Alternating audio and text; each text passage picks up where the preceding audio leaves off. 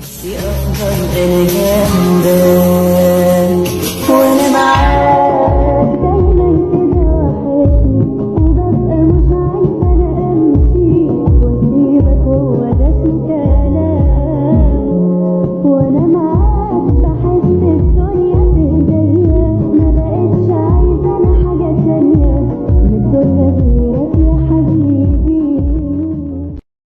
Assalamualaikum warahmatullahi wabarakatuh.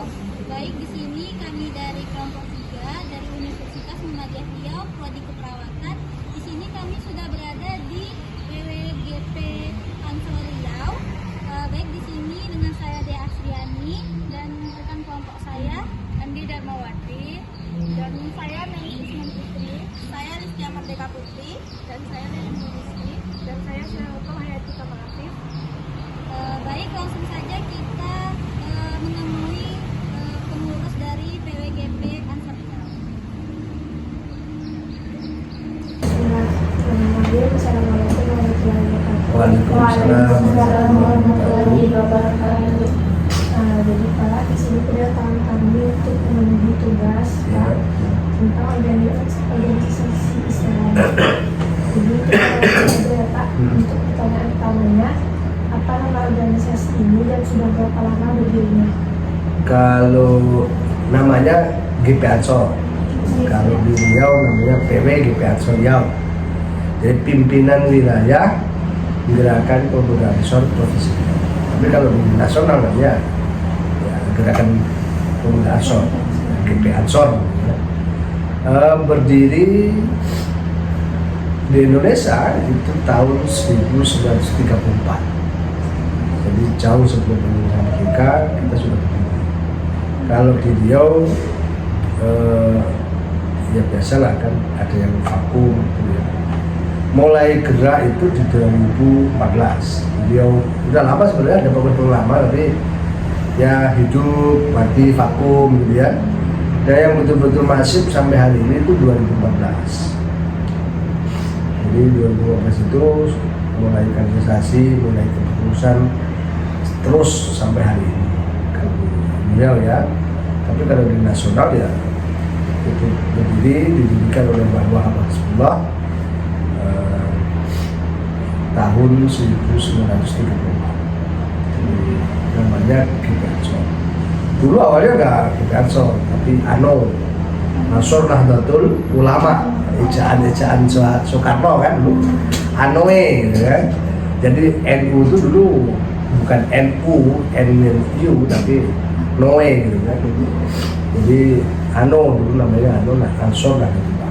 Lalu kemudian berubah ditetapkan menjadi GP Ansor, Gerakan Pemuda Ansor.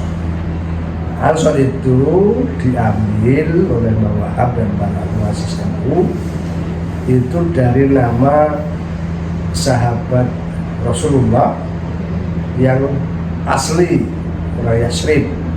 Jadi ketika Nabi hijrah dari Mekah ke Madinah, orang-orang Madinah ini orang kan Yasrib kan namanya, itu diberi nama Ansor.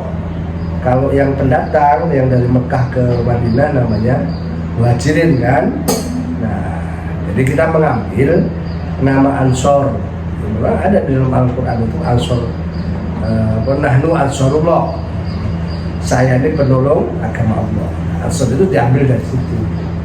Oleh Mama. Nah, itu ya sejarahnya. Kalau mau ceritakan panjang ini. Tapi barangkali tahun berdirinya 19 April 14 April 1934. Berdirinya Ansor. Kita ambil secara pusat aja lah ya. Kalau di Riau itu kan naik turun. Gitu. Kalau mengenai susunan strukturnya Pak? Strukturnya besar ya, di Ansor itu ada ketua, kalau di pusat ada ketua umum, kemudian sekretaris jenderal, lalu bendahara umum, lalu wakil ketua dan ketua lembaga-lembaga. Nah, di Ansor sendiri itu punya struktur itu namanya semi otonom. Jadi Ansor itu sebagai organisasi besarnya, di bawahnya Ansor itu ada lembaga dan badan. Jadi kayak namanya punya semi otonomnya Banser yang bajunya loreng-loreng itu kan, itu namanya Banser, itu Barisan Ansor Serbaguna sebagai pasukan semi militernya, itu di bawah Ansor. Jadi di bawah, ini bajunya kayak gini, loreng ini begitu, seperti yang dipakai Ketua Pengaji. Nah itu Banser. Ada lalu kemudian lembaga, namanya Lembaga Bantuan Hukum LBH. Nah, Lembaga Bantuan Hukum itu bergerak di bidang penanganan advokasi atau hukum. Itu juga Ansor. Nah, Ansor kalau secara struktural dia gemuk, ya, itu banyak gitu. Di Riau aja ini kita hampir 30 orang. Pengurus wilayah itu 30 orang. Ada ketua, wakil ketua gitu, sekretaris, wakil sekretaris, bendahara. Nah, di dalam Ansor sendiri itu tadi punya semi otonom badan namanya Banser sebagai pasukan, itu jumlahnya banyak. Kalau di Riau lebih banyak Bansernya daripada Ansornya, pasukannya lebih banyak. Nah, itu di bawah komandan namanya Kasat. Jadi, kalau di Riau namanya Kasat Korwil, Kepala Satuan Koordinasi Wilayah, itu komandannya. Jadi Kasat, itu baru ada jajaran-jajarannya. Dan kita juga di Banser itu punya kekhususan. Jadi mula ada Banser yang memang ditugaskan untuk membantu kebakaran. Jadi tim ya, namanya Bakar, Banser kebakaran. Nah, itu ada timnya sendiri. Kalau kemudian ada bencana alam dan sebagainya, namanya kalau di negara itu di dinas sosial ada namanya Tagana kan. Kalau di kita Banser ada nama Bagana. Jadi Banser tanggap bencana. Yang dia memang ahli kesehatan dari teman-teman kan, dari apa namanya perawat ya, nurses gitu, ada yang nurses, ada yang ahli-ahli tradisional, pengobatan kesehatan tradisional, itu ada rumahnya di situ di Banser. Itu namanya Basada, Banser Husada, Banser Kesehatan gitu. Jadi kita banyak pengkhususan pengelola dia, memang kita beri tugas. Jadi ada satu yang lagi namanya LA, Rijalul Ansor. Di bawah Ansor juga, Rijalul Ansor itu khusus menangani calon-calon ustadz, calon-calon kiai dari NU. Dia majelis zikir, majelis selawat gitu ya. Nah, itu rumahnya di situ. Itu struktur NU-nya begitu. Jadi struktur Ansor itu Ansor sebagai rumah besar, lalu punya 3 matra, tiga kelompok ya, pasukan namanya Banser yang ngurusi advokasi hukum, penanganan hukum yang bagi orang-orang yang tidak mampu, itu di LBH. Lalu di kelompok 1 namanya Rijalul Ansor ya, majelis sholawat, majelis pengajian ya, itu ada di situ. Jadi 3 itu. Nah, sekarang baru saja ini didirikan itu lembaga ekonomi. Kalau di Muhammadiyah sudah mapan ekonominya, karena kita baca kemarin salah satu organisasi terkaya di Indonesia Muhammadiyah. Ya, pinter mengelola keuangan, dan NU nggak pinter. Jadi ada sekarang kita di Ansor mendirikan lembaga ekonomi. Jadi ini yang kita juga membangun ekonomi baru. Lagi Bapak, berarti pemuda-pemuda ini selain dakwah itu Pak, kegiatannya apa ya Pak? Kegiatannya kita ya di masyarakat ya, kalau dia sesuai dengan profesinya. Jadi kalau teman-teman yang tadi itu di husada, seluruh basada itu, ya di masyarakat tukang pijat, tukang kesehatan gitu ya, secara profesi kemasyarakatan. Yang awal kegiatan oleh pesantren, lalu menyampaikan ya ideologi keilmuan lah di masyarakat kan. Awal kegiatan-kegiatan NU di masyarakat, karena kita harus berkoordinasi dengan organisasi induk di Jamiah Nahdlatul Ulama. Di daerah kan banyak, jadi ada NU kota, NU kabupaten, itu harus sinergi kita. Jadi kita di masyarakat ya terlibat dalam kegiatan ekonomi, di kegiatan sosial kemasyarakatan, gotong royong, ya macam-macam di masyarakat sudah. Nah teman-teman Basel itu banyak yang terlibat di bidang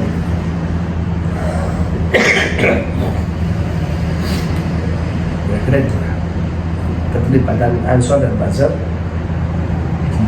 Ini yang baru saya tentu tadi dari Ketua LPH sedang menangani kasus di Rokan Hulu, pendampingan jamaah haji yang ditipu oleh travel. Nah, itu seperti itu. Jadi pendampingan itu lalu di masyarakat yang juga banyak lah. Ya kalau bahasanya ahli suwo ya suwo gitu kan. Jadi kalau nggak kuat biaya di klinik ya paling bahasa datang di suwo, di rupiah, macam-macam gitu. Kegiatan sosial masyarakat lah terlibat itu. Ada lagi? Santai aja ya, nggak usah tegang. Saya juga dulu mahasiswa. Kalau Pak sendiri dari bagian struktur atau Pak? Saya sekretaris wilayah.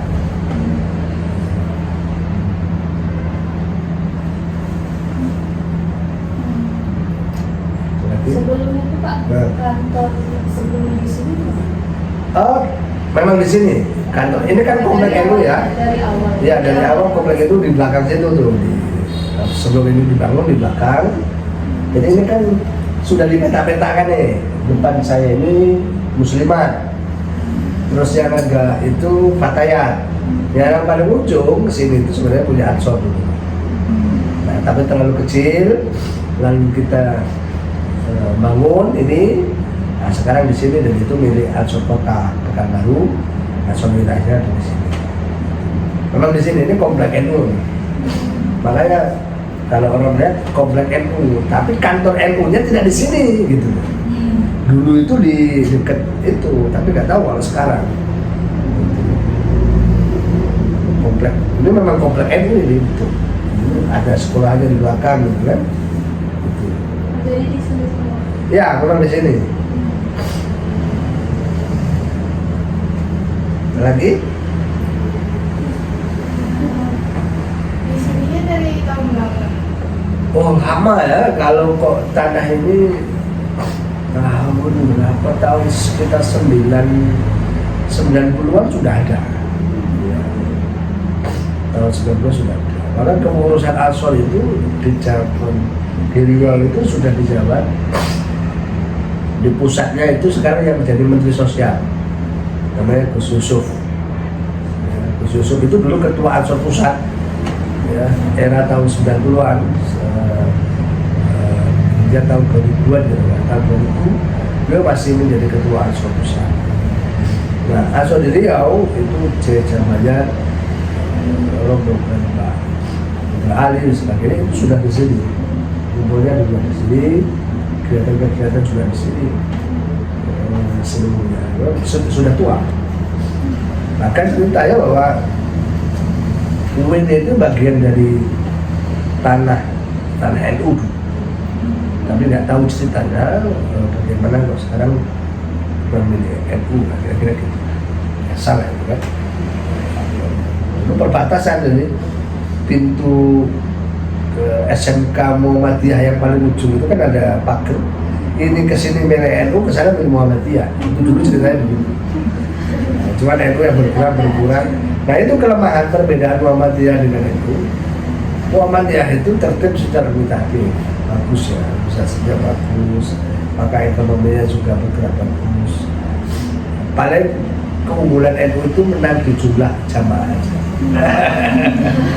Ya kan kalau ditanya berapa jumlah NU ya, sisa dari kalau bahasa kita itu di kursus kajian di Riau ini ada kelompok-kelompok suku-suku asli ya, ada Talang Mama, ada kelompok penghayat, lalu kemudian di Siak itu penghayat dengan suku Akit ya, itu kan dia beragamanya dibilang Islam bukan Islam, Kristen juga tidak gitu kan, Hindu Buddha juga bukan gitu. Jadi mereka itu kelompok tersendiri. Jadi itu asli warga negara Indonesia. Nah, yang kita diskusikan di bawah itu adalah bagaimana kita mengadvokasi agar mendorong pemerintah mengakui kepercayaan agama mereka.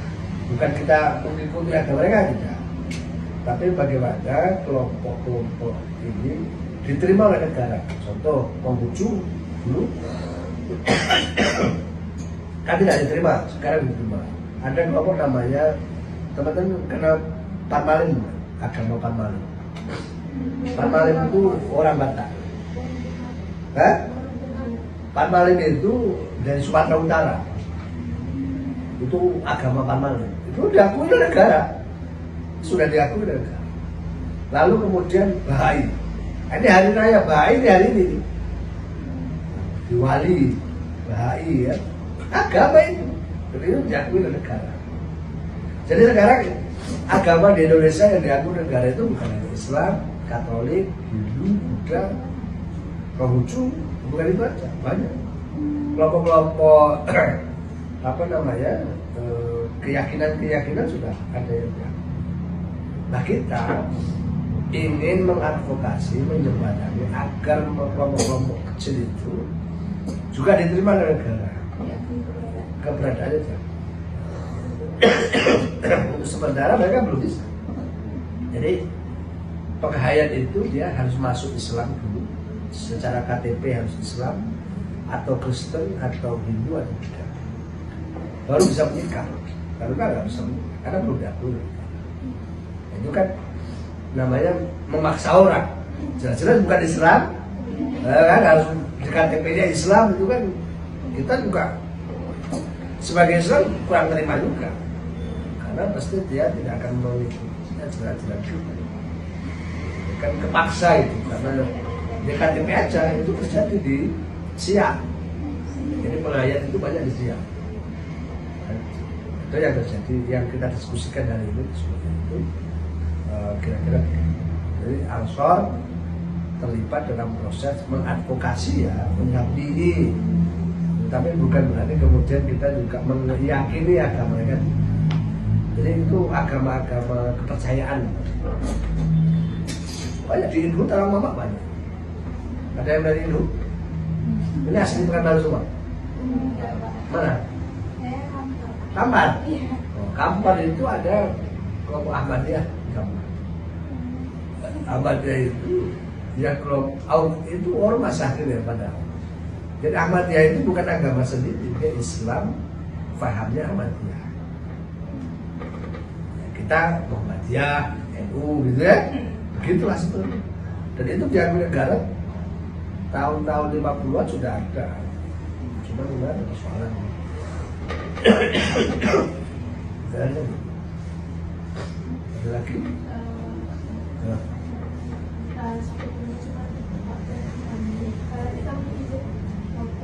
Boleh. Boleh. Apa bebas. Untuk kebaikan itu nggak ada.